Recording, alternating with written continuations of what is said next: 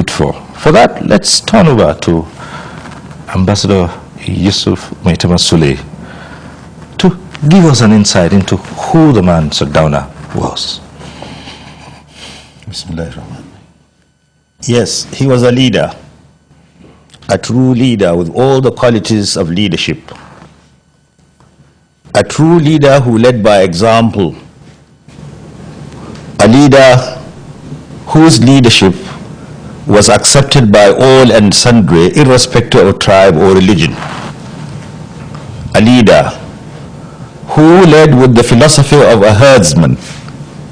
The herdsman that sacrificed his life, his health, his comfort for his cattle.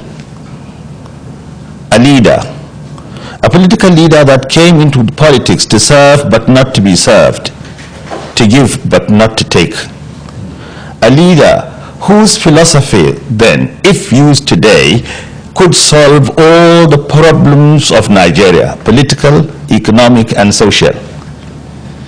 He was a leader whose leadership cut across tribal, religious, and cultural boundaries. A true leader who led by example.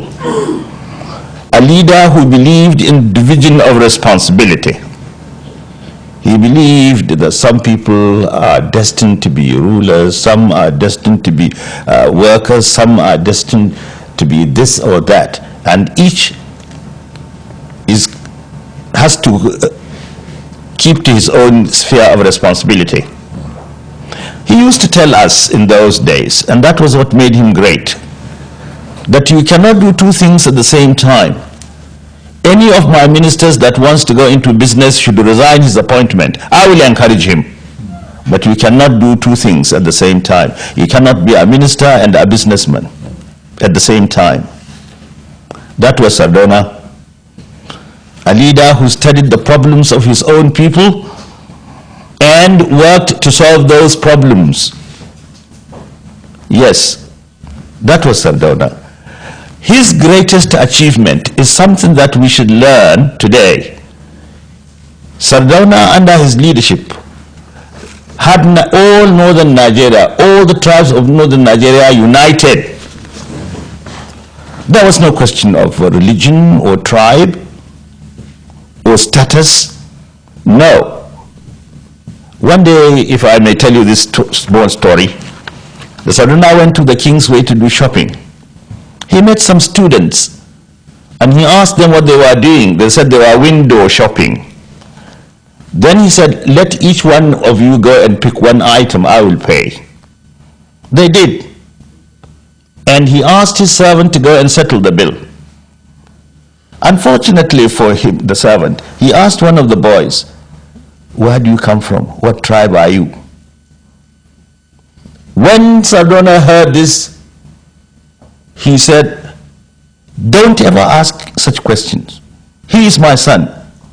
It doesn't matter where he comes from. I am his father. If you ask such questions again, I will dismiss you. That was Sardauna. In those days, people in the north did not call themselves by the names of their tribes or religion. They were all Engr, northerners. Right.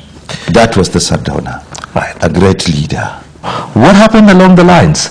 Today, are there cracks? Are there no cracks? How did the cracks come about? Could we sit back today and say the Ariwa that the Sardauna talked about is the Ariwa today? No. Today, we are no longer what we were. What is happening today is not in our character. The norms and values left by Sardauna and our founding fathers are no longer with us. They are not with us. Today, as I have often described the situation, the institution of family has broken down.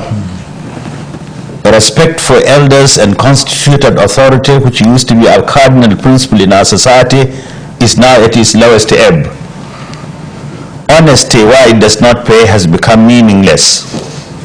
Symptoms of revolt loom large in the horizon.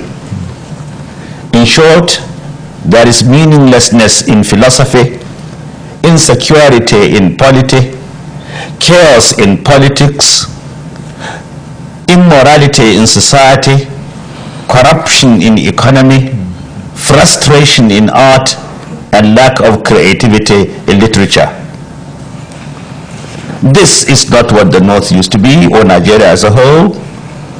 Ours was a decent country whose leaders respected one another in spite of their political differences. Ours was a society that was morally sound. It was a society in which all of us were our brother's keepers. It is not the same today. Perhaps some people say we have been brainwashed by our erstwhile colonial masters. It is true to a certain extent, but we are to a very large extent to blame, because we are masters of our fate. We should be captains of our soul. Today, as I have said, we are no longer ourselves. Our cultural values have been thrown overboard. If a people lose their culture, and Sardauna was a man of culture, and that was why he organized the annual cultural festival. It started from the north. Today we are trying to abandon our culture, and culture is the identity of the people. People often mistake culture as mere dancing and singing. It is much more than that.